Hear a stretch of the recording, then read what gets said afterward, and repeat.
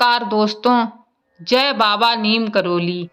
दोस्तों, पूजा पाठ करना हिंदू धर्म में प्रत्येक व्यक्ति के लिए बहुत ही श्रेष्ठ बताया गया है, लेकिन कभी कभी ऐसा होता है कि अनजाने में हम वह गलतियां कर देते हैं जिससे हमें पूजा पाठ का फल प्राप्त नहीं हो पाता है और हम यह भगवान से शिकायत करते रहते हैं कि हम बहुत पूजा पाठ करते हैं लेकिन हमेशा दुखी क्यों रहते हैं, हमें उसका फल क्यों नहीं मिलता।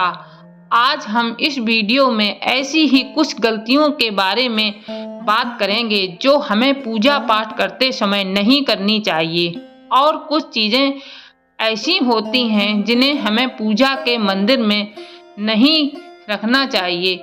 घर के मंदिर से तुरंत हटा दीजिए ऐसी चीज़ें, वरना पूजा पाठ का फल नहीं मिलता है। हर घर में छोटा सा मंदिर उसे खास और पवित्र बना देता है, लेकिन घर के अंदर बने इस मंदिर को लेकर भी कई बातें हैं जिनका ध्यान रखना चाहिए। हिंदू धर्म के अनुसार घर में पूजा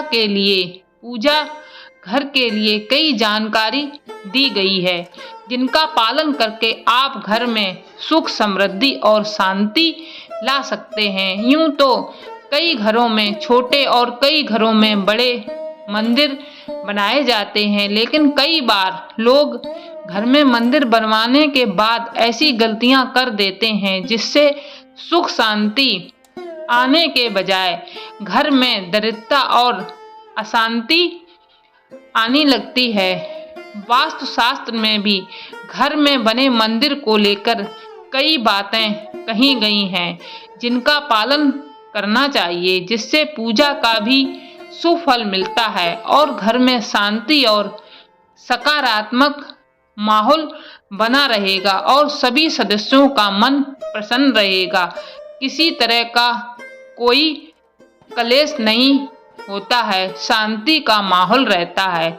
चलिए जानते हैं कि मंदिर में क्या रखना चाहिए और क्या नहीं।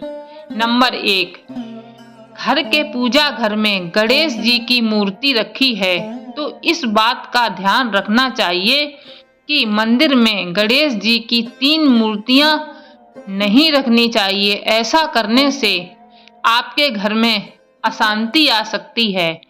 आप गणेश जी की 1 या 2 मूर्तियां रख सकते हैं। हर एक देवता की एक ही मूर्ति रखना शुभ बताया गया है। किसी भी देवता की मूर्ति 1 से ज़्यादा ना रखें, 2 से ज़्यादा तो कदापि नहीं।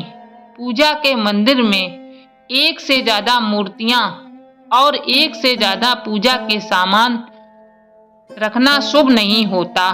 नंबर 2, अपने घर के मंदिर में शंख रखते हैं तो अच्छी बात है, लेकिन इस बात का ध्यान रहे कि पूजा घर में केवल 1 ही शंख रखना चाहिए। अगर 1 से ज़्यादा शंख पूजा घर में रखे हैं तो 1 को हटाकर किसी पवित्र नदी में बहा दें।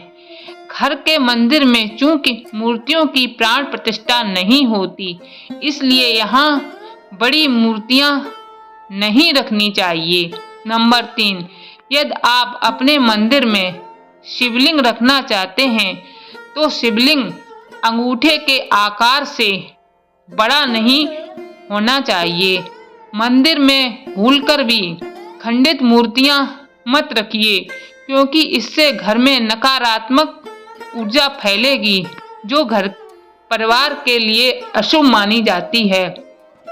जो मूर्ति खंडित हो जाती है उन मूर्तियों को स्वच्छ जल में या भूमि विसर्जन करना चाहिए, पूजा के मंदिर में नहीं रखनी चाहिए। नंबर 4, अगर आप आरती कर रहे हैं तो दीपक में इतना घी जरूर रखिए कि पूजा के बीच में दीपक नहीं बुझना चाहिए। ऐसा होने पर पूजा का पूर्ण फल प्राप्त नहीं हो पाता है।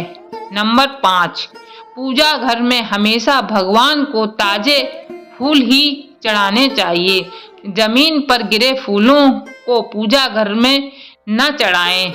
तुलसी के पत्तों को 11 दिनों तक बासी नहीं माना जाता है, इसलिए इसकी पत्तियों पर हर रोज जल छिड़ककर आप भगवान को अर्पित कर सकते हैं। भगवान पर चढ़ाए हुए बासी फूलों को मंदिर में नहीं रखना चाहिए। मंदिर में जो भी फूल मालाएं हैं उन्हें किसी स्वच्छ जल में प्रवाहित कर देना चाहिए। अगर आपके आसपास कोई स्वच्छ जल नहीं है तो आप एक स्वच्छ स्थान पर गड्ढा खोदकर भी फूलों का विसर्जन कर सकते हैं, जिससे वातावरण भी साफ रहता है। नंबर 6, सबसे जरूरी यह होता है कि दीपक से हम आरती कर रहे हैं, उसकी बत्ती जल जाने के बाद हम अज्ञानता बस इधर उधर फेंक देते हैं। ऐसा कदापि नहीं करना चाहिए, इससे भगवान रुष्ट हो जाते हैं। आपकी की हुई पूजा का कोई फल नहीं आपको मिलता। हमेशा पूजा करने के बाद दीपक की बत्ती को इधर उधर नहीं फेंकना चाहिए, उनको एक किसी पात्र में एकत्रित करते रहना चाहिए और उनका भी फूल मालाओं की तरह विसर्जन करना चाहिए। दोस्तों, उम्मीद करती हूँ कि आज की वीडियो आपके लिए उपयोगी सिद्ध होगी। मिलते हैं ऐसी ही जानकारी से भरी अगली वीडियो में। वीडियो अच्छी लगे तो लाइक, शेयर और चैनल को सब्सक्राइब करना ना भूलें। जय बाबा नीम करोली। गुरुदेव आपू के सुमिरन से भव रोग नष्ट हो जाते हैं, भव रोग नष्ट हो जाते हैं, सब पाप मुक्त हो जाते हैं। गुरुदेव आपके सुमिरन से भव रोग नष्ट हो जाते हैं। जय बाबा नीम करोली। जय गुरुदेव।